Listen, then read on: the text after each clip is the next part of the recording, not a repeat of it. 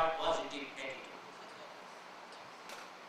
मतलब उन्होंने उसको इतने पॉजिटिव तरीके से लिया, इतने सकारात्मक तरीके से लिया, और यही सकारात्मकता ही थी कि राम 14 वर्ष वन में बहुत अच्छी तरह से, बहुत सक्रिय होकर के और सार्थक तरीके से रह सके। पांडव सार्थक तरीके से नहीं रह सके, क्योंकि पांडव को हमेशा उनके मस्तिष्क में ये था कि उनको उनके साथ अन्याय किया गया, वो छिप छिप करके फिरते हैं। राम ने ऐसा कभी नहीं किया, क्योंकि उन्होंने वन को वास के रूप में लिया ही नहीं तो राम के सामने बहुत संभावनाएं थी कि भैया कैकेयी ने कहा बड़ी माता से पूछ लो, सबसे बड़ा अधिकार पटरानी का होता है। अच्छा चलो कम से कम भरत को बुला लो, भरत से तो पूछ लो कि वो राजा बनना भी चाहते हैं कि नहीं बनना चाहते हैं। वशिष्ठ है, पिता है और अमात्य है, दुनिया भर के लोग हैं, इनको बुला करके एक बैठक बुला दो, तो 2-4-5 दिन तो वो निकाल सकते थे। लेकिन आप देखिए कि तीसरे पहर उनको सूचना मिली है और भोर होने से पहले पहले वो तापस वेश में अपनी मां का आदेश लेने के लिए उनके सामने खड़े हैं। मुझे लगता है कि जब हम किसी भी तनाव को, किसी भी कार्य को सकारात्मक रूप में स्वीकार करते हैं तो समय हमारे लिए कोई मायने नहीं रखता। और यही पर समय की गति काम करती है, क्योंकि समय की गति ये सेकंड और घंटे के कांटों से नहीं होती, और आप सब हम महसूस करते हैं। आपने महसूस किया होगा समय को लेकर के, और यहाँ तो बहुत से ऐसे कॉलेज के लड़के हैं, शायद उनके लिए एक प्रसंग ये बहुत रोचक होगा कि वो पार्क में पहुंच गए हैं और उनकी प्रेमिका आने वाली है, और उन्होंने टाइम दिया था 5 बजे आना है, और ये हजरत जो है वहां 4:45 में पहुंच जाएंगे। क्लास में कभी नहीं पहुंचे, वो बात अलग है। 4:45 पर वहां पहुंच गए और 5 बजे का टाइम है, और इस 15 मिनट में उन्होंने 45 बार अपनी घड़ी देखी। परीक्षा देते समय भी इतनी बार घड़ी नहीं देखते कि कितना बचा होगा, और वो नहीं आ रही, बड़े बेचैन है। अब वो 5:05 पर आ गई, और सबसे पहली बार वो नाराज होंगे कि तुमने इतनी देरी कर दी। वो भी कहती है कि 5 मिनट की देरी हो गई, तो मानने को तैयार नहीं कि 5 मिनट देरी हुई है, वो यही मनवाना चाह रहा है कि बहुत देरी कर ताकि आगे ऐसा ना हो। और वो प्रेमिका भी कम चालाक नहीं है, वो जानती है कि हमेशा थोड़ा सा देरी से आना चाहिए, उससे वैल्यू बनी रहती है।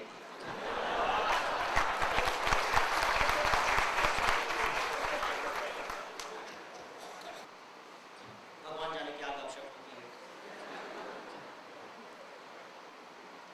7 बज गए, अंधेरा होने लगा, तो वो कहती है कि अब मैं जा रही हूँ।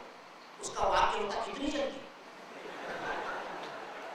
आश्चर्य है, 5 मिनट देरी हुई तो इतनी देरी हो गई, और अब 1 घंटा 55 मिनट बीत चुका है और वाक्य कितनी जल्दी। ये कौन सा पैमाना होगा भाई, गणित मुझको तो समझ में नहीं आता। उस 5 मिनट में 5 बजे से लेकर के 5:05 में उसके लिए समय ऐसा था मानो कि थम गया, और वो 1 घंटे 55 मिनट उसके लिए ऐसा था मानो उसके पंख लग गए और आकाश में उड़ रहा है। समय की गति, जब आपका मन प्रसन्न होता है तो समय की गति थम जाती है, और मन दुखी होता है तो समय की गति, मन प्रसन्न होता है तो समय की गति बिल्कुल आपके लिए एकदम तेज हो जाएगी, आपको पता ही नहीं लगेगा कि कब खत्म हो गया। और मन दुखी होता है तो वो रात काटे नहीं करता। समय का जो मापदंड है, जो पैमाना है, सच पूछिए तो हमारा मन है। समय का पैमाना हमारा घड़ी नहीं है। जो प्रसन्न मन होता है हमेशा गतिमान होता है, और जो दुखी मन होता है वो हमेशा थमा हुआ मन होता है। दुखी मन के दौरान आप जो कुछ भी करेंगे लेकिन काम होंगे नहीं। और मैं मान करके चलता हूं कि अगर काम नहीं हो रहे हैं तो समय का उपयोग नहीं होगा। समय का उपयोग ये नहीं कि टेबल कुर्सी पर किताब खोल करके बैठ गए हैं और ऊँग रहे हैं, और आखिरी में 2 घंटे के बाद अंगड़ाई लेकर के उठे और मां को बताया कि 2 घंटे पढ़ रहा हूं, और 2 लाइन दिमाग में नहीं। ये समय का उपयोग नहीं। सच पूछिए तो जो समय का उपयोग जो होता है वो तब होता है जब आपको समय का एहसास ही नहीं। और विश्वास मानिए कि ये बात आपको थोड़ी सी अव्यवहारिक लग सकती है कि समय का एहसास कैसे नहीं होगा, लेकिन आप लोगों के साथ ही ऐसा होता है कि आप लोगों को समय का एहसास नहीं होता। मैं आपको एक छोटा सा उदाहरण देता हूँ, आप अपने जीवन में इसको आप लोगों ने अनुभव किया होगा। शाम होती है और आप देखते हैं कि यहाँ एक लंबी सी लकीर खींची हुई है और यहाँ पर खून की हल्की सी पपड़ी जम गई है लंबी सी। आप सोचने की कोशिश करते हैं कि ये चोट कब लगी, आप सोच नहीं पाते, बहुत याद करने की कोशिश करते हैं, आपको याद नहीं आता। लेकिन विश्वास मानिए कि अगर ये चोट लगी है तो इसको आप अस्वीकार नहीं कर सकते कि चोट नहीं लगी, और अगर लगी है तो किसी न किसी समय में तो लगी होगी। तो चोट लगी, दर्द हुआ, और क्या नहीं हुआ, आपको दर्द का एहसास नहीं हुआ, इसका मतलब है कि उस समय आप बियॉन्ड द टाइम, उस पर्टिकुलर मोमेंट पर आप समयातीत हो गए थे, समय से बाहर चले गए।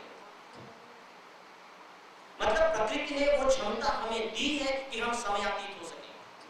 और मुझे ये लगता है कि जो समाधि की हमारी जो स्थिति, हमारे यहाँ जो समाधि की कल्पना की गई है, वो मूलतः समयातीत होने की कल्पना है। समाधि का मतलब क्या है? केवल 3 स्थितियों का योग हो जाए, और यही योगासन है। टाइमलेसनेस, आपको समय का ज्ञान न हो। कॉन्शसलेसनेस, आप चेतना रहित हैं, चेतना का ज्ञान नहीं है। और स्पेसलेसनेस, आपको स्थान का ज्ञान नहीं है। जब तीनों ही एक बिंदु पर आ जाते हैं तो आपकी समाधि लग जाती है, और मैं समझता हूं कि वही सही मायने में समयातीत होना है।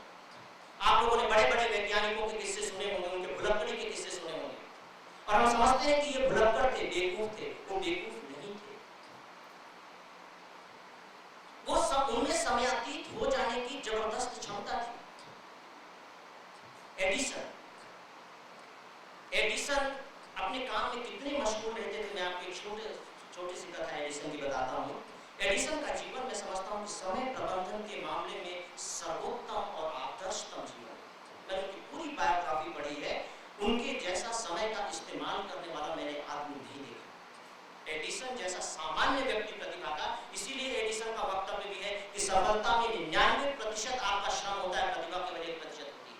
क्योंकि एडिसन बहुत सामान्य प्रतिभा के व्यक्ति थे, उनको स्कूल से निकाल दिया गया। और याद रखिए कि 84 साल की उम्र उन्होंने जी है। आइंस्टीन 79 इयर्स की उनकी उम्र रही है। मैं उनके बता रहा हूं जो इतने तनाव में रहते होंगे। फोर्ड की जो जिंदगी रही है, उनकी रही 83 इयर्स, जिन्होंने समय का बहुत जबरदस्त इस्तेमाल किया है। गांधी जी 79 इयर्स में मरे नहीं, मारे गए। और ये सब थे, लगातार समय का इस्तेमाल करते थे और तनाव युक्त जीवन जीते थे। अगर हम तनाव युक्त जीवन माने, जिसको हम ये कहते हैं कि तनाव हमको जल्दी मार डालता है, तो मुझे लगता है कि इनको भी इतनी लंबी उम्र नहीं मिलनी चाहिए। क्योंकि एडिसन 1931 में जब उनका निधन हुआ तो दुनिया के एकमात्र आज तक के ऐसे 2 आविष्कारक हैं जिनके नाम से आज भी 2500 पेटेंट, 2500 पेटेंट, एक पेटेंट नहीं करा पाते हैं, पूरी जिंदगी गुजार देते हैं, और उस आदमी ने 2500 आविष्कार। ये एडिशन हुआ है कि उन्होंने एक बार अपने दोस्त को खाने पर बुलाया, दोपहर के खाने पर बुलाया, और उनके दोस्त दोपहर में खाने पर आए। तो उन्होंने देखा कि जो एडिशन महोदय है वो अपने लैब में बैठे काम में मशगूल। तो दोस्त ने सोचा कि इनको डिस्टर्ब नहीं करना चाहिए।